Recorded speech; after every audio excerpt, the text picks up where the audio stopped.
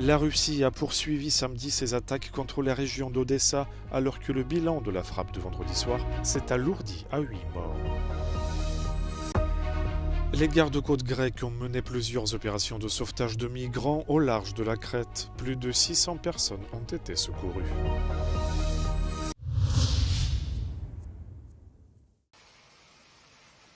En Ukraine, le bilan de la frappe de missiles balistiques russes contre les infrastructures portuaires de la région d'Odessa, survenue vendredi soir, est passé à 8 morts et 27 blessés. C'est ce qu'a annoncé samedi le Service national des situations d'urgence. La Russie a poursuivi ses attaques nocturnes sur l'Ukraine à l'aide de missiles et de drones, ciblant 15 sites différents, ont indiqué les forces armées de Kiev. Alors que les combats font rage dans le Donbass et que les bombes pleuvent sur le territoire ukrainien, l'armée de Moscou annonce avoir capturé 2 nouveaux villages ukrainiens dans les régions de Soumy et celle de Donetsk.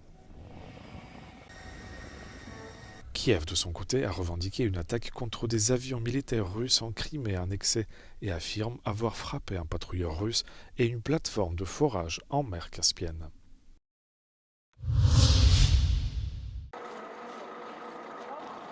La Crète continue de subir une forte pression migratoire, des centaines de migrants étant arrivés sur l'île grecque en fin de semaine. 545 personnes entassées dans une embarcation de fortune ont été repérées près de Gavdos et secourues par les autorités portuaires grecques avec l'aide de l'agence Frontex. Elles ont été conduites vers différents ports de Crète, d'où elles seront amenées vers des centres d'accueil. Quelques heures plus tard, les gardes-côtes ont mené 2 autres opérations dans la nuit de vendredi à samedi, sauvant 62 personnes en mer, dont des femmes et un nourrisson.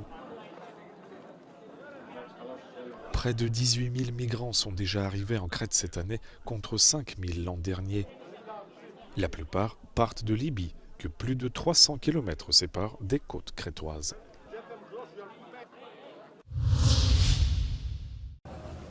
La chef de l'Agence des Nations Unies pour les réfugiés au Liban a déclaré que la décision des États-Unis de lever les sanctions contre la Syrie encouragerait davantage de réfugiés à rentrer chez eux. Nombre d'entre eux, revenant de pays voisins, sont éligibles à des indemnités de retour en espèces, mais beaucoup reviennent également dans des maisons qui ont été détruites et un marché du travail à l'arrêt. En l'absence d'emploi ou de reconstruction, beaucoup risquent de repartir. L'aide fournie par les organisations internationales a jusqu'à présent été relativement modeste, mais l'Agence des Nations Unies estime que la levée des sanctions pourrait faire une énorme différence. So far, most of the support provided in areas of return, where refugees have returned to or IDPs have returned to, has actually been by humanitarian organizations like UNHCR and others on the ground. What is needed now is big money in terms of reconstruction and private sector investments in Syria that will create jobs so that people can, find a job, have an income that they can use to rebuild their house. L'Agence des Nations Unies rapporte que plus d'1 million de réfugiés et près de 2 millions de Syriens déplacés à l'intérieur du pays sont rentrés chez eux depuis la chute du régime d'Al-Assad en 2024. Les États-Unis ont imposé des sanctions en 2019 pour punir le régime anciennement au pouvoir de violation des droits de l'homme et des crimes de guerre commis pendant la guerre civile.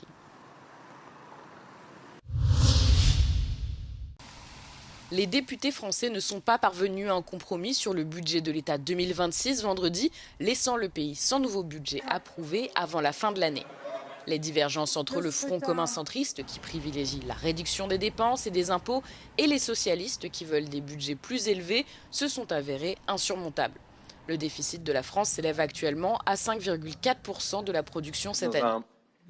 Le Premier ministre Sébastien Lecornu a annoncé qu'il rencontrerait les dirigeants des partis la semaine prochaine pour discuter des moyens pour trouver une solution. On s'attend maintenant à ce que le gouvernement demande une loi spéciale qui reporterait temporairement le budget 2025 sur la nouvelle année pendant que les débats se poursuivent.